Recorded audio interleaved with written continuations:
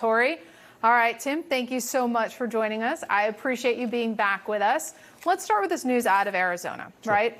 Sources telling us that Trump spoke to the then Arizona governor, Doug Ducey, after the 2020 election. Quote, Ducey, a Republican, said that the former president was pressuring him to find fraud in the presidential election in Arizona to help him overturn the results of the election. What's your reaction to that?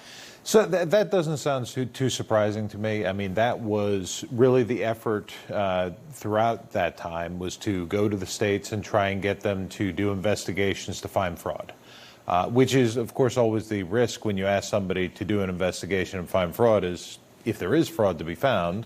If there's not, they very well could come back and say, yeah, well, look, there's nothing there.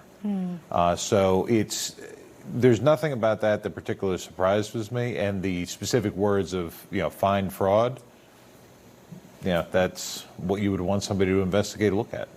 So a Trump spokesperson said in a statement about the special counsel, these witch hunts are designed to interfere and meddle in the 2024 election in an attempt to prevent President Trump from returning to the White House. You've interacted with the special counsel's office. Do you think the special counsel is on a witch hunt here?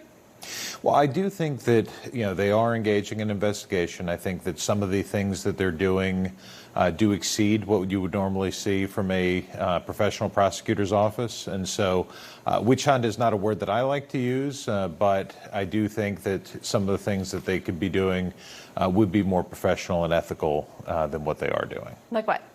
Well, for example, some of the things we've talked about in the past with the Mar-a-Lago investigation. And to be clear, a lot of what I'm talking about with the prosecutorial misconduct really is in that Mar-a-Lago team. I haven't seen anything from the January 6th team that would indicate any misconduct.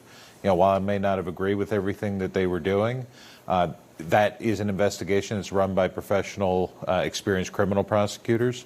But it is more along the Mar-a-Lago side of things, where they were not trying to seek any cooperations. They were being a lot more oppositional. They were allegedly threatening a witness's attorney. They were committing misconduct before the grand jury, things like that. All right, we're going to go through the Mar-a-Lago